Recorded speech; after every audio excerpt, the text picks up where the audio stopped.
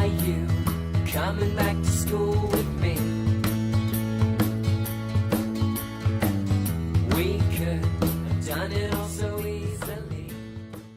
Hi, my name is Craig Thompson. I'm your host on Teaching with Board Games, here today with the monthly update for May.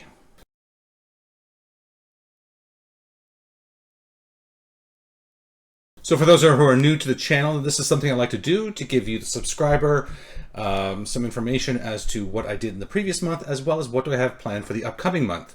I also like to take this opportunity to just say thank you to those people who chose to hit that subscription button down below, maybe even that little bell icon to let you know when new content is coming out, which is on a weekly basis.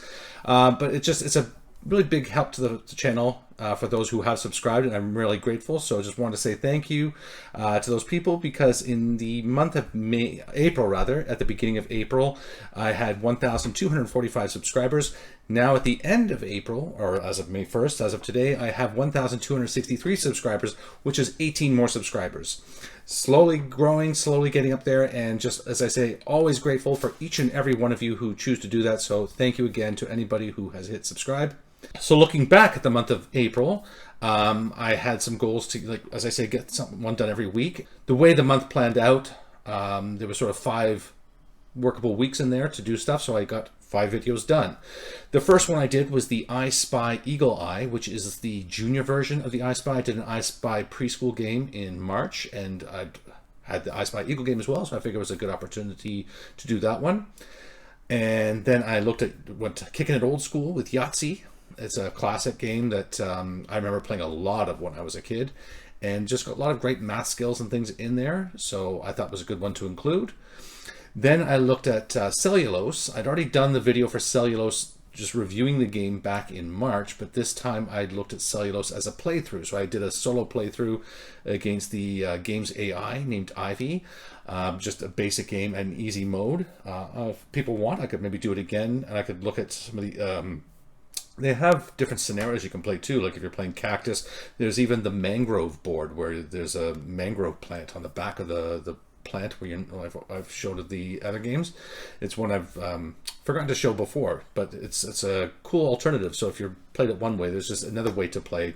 Just makes it freshen up a bit. Then I kicked it old school for a second time in the month, and I did that with Scrabble. The reason for doing Scrabble is because I wanted to talk about games which are good alternatives to Scrabble, and then I realized I've never done a Scrabble before on my channel, so I thought, hey, let's rectify the mistake. Let's do Scrabble first, and then I was looked at the games which I think are better alternatives to Scrabble. So if you like Scrabble, you think Scrabble's a good game for learning skills and reading and manipulating letters and such, it is.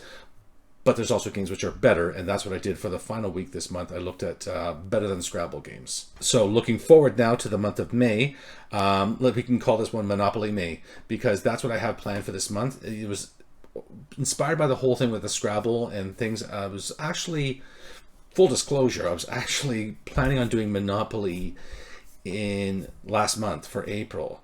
And I started doing some research about, because I've known people who use it in different ways and do different things within the classroom. So I started researching, and I found like this whole wide range of really amazing things that people are doing with Monopoly in the classroom. So I thought, rather than do it the disservice of just trying to rush it out in one episode and include it all as part of one Monopoly thing, I thought, let's just do a whole series on this and look at Monopoly on its own, just as a base game, and then different ways that people are using Monopoly in creative ways to use it as teaching tools in the classroom. And I thought, so maybe do it next month. And I think alliteration aside, I didn't plan for Monopoly in May because of the MM. It just sort of fell out that way. So we're going to start off the month just looking at Monopoly, and then the rest of the week's looking at those amazing ways that people are using it.